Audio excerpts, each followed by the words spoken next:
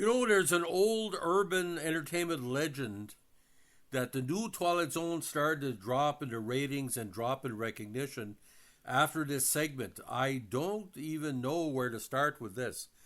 When you take a major child actor who has appeared on General Hospital for about 7 years and Taxi and a myriad of other kid shows, this is almost like a young Michael J. Fox being knocked off in a Canadian crime drama. Today we're going to be talking about the curious case, this is very curious, ladies and gentlemen, of Examination Day. Now, this is the first segment of the 6th episode of the first season of Twilight Zone. The segment is based on a short story, Examination Day, by Henry Slazer, and the story was first published in Playboy in 1958. Now, David Mendenhall, who is best known for playing one of the Webbers, he was the adopted son of Laura's parents in General Hospital, plays the lead. He plays Dickie. Now, Dickie Jordan in this one is in the future, is an intelligent and curious youth.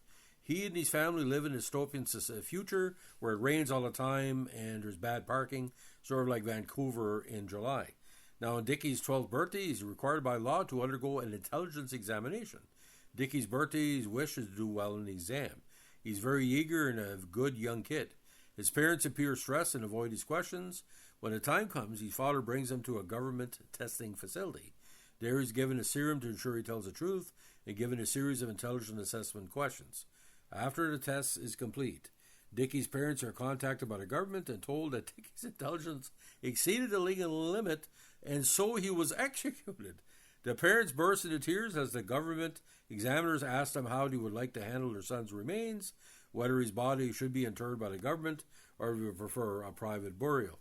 So this is an awful, awful shock to the normal TV fans. Okay, you watch this guy in General Hospital. He also had a very important appearance on Taxi as well. It was back in the Asians with Tony Danza's boxing character. Now directed by Phil Lynch, and Philip Degaray did a good job with the writing, but it's just fucking terrible. Like, you don't even see it coming. It's like putting a 12-year-old kid.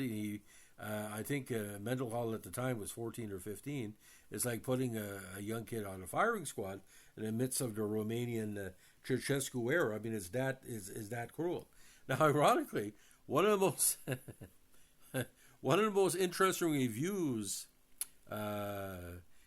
of this, and get this, by the way, this episode was directed by Canadian Paul Lynch, one of our best no-name directors. But here's what one reviewer said. The Evening Independent reviewed this and said that the episode was a bit predictable, but the reason for the tragic climax was a shock. So he could have edited this a little better way, but it's like the boy who protected earthquakes. Like, we always talking about a first cousin to the old Twilight Zone and Night Gallery. That's what the new Twilight Zone was. So this is a first cousin to the boy who protected earthquakes, because he's this young guy that's predicting at the end, and based ironically on a Canadian short story, a guy who a young kid could see the future, and at the end he lies to the public because he does a TV show where he predicts what's going on. He tells the public it's going to be a better day and it's actually going to be a nova. And the way that ends, it makes you fucking sick to your stomach. When I first saw that episode, I'm still over that yet, and that's what, 50-some years? But when I first saw Examination Day, I said, they're not going to kill off little young Weber, the adopted son of the Webbers. Yes, they're going to kill him off. So take it as you will. You never know in entertainment what's going to happen. Now, why a lot of people had a hard time with this episode, because the backup part of this episode was something called A Message from Charity, a very important link between Night Gallery and the new Twilight Zone, or the new anthology, very well together. You had a very good cast talking about a guy who becomes sick, and he does a psychic connection with a lady back in what they call witch trial times. It's quite interesting. It's well put together. It's sort of like, a quiet romance. It's very well done. That's like 37 minutes.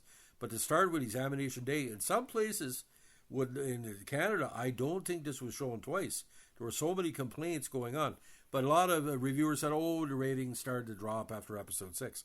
I don't know if it was because he knocked off this kid. Like I said, it's like knocking off, maybe if you had Gary Coleman and a bunch of black family, you knock off Gary Coleman. What you talking about?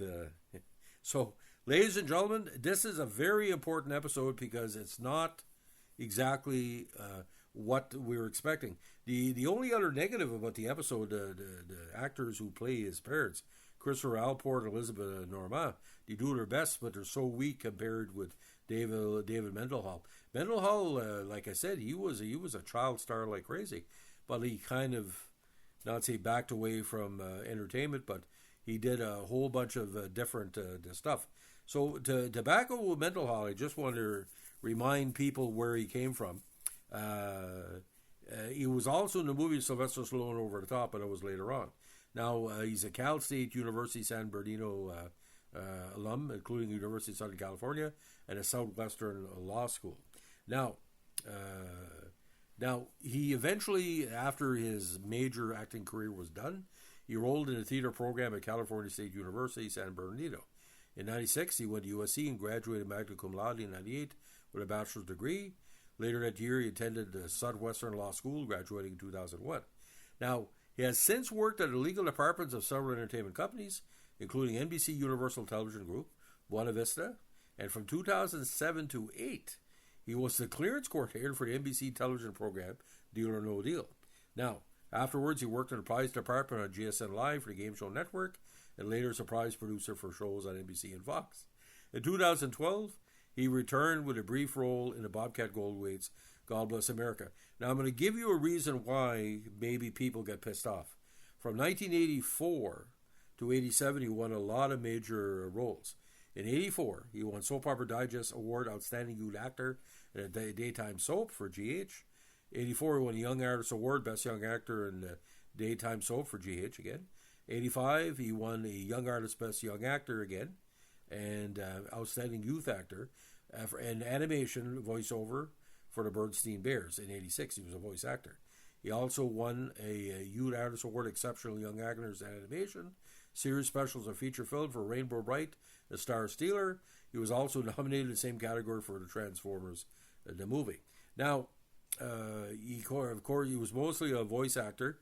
He also did something called Goodnight Beantown. He was on Different Strokes.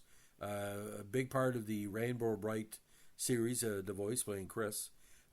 He was everything from Punky Brewster, CBS Story Break, and also mostly a voice actor.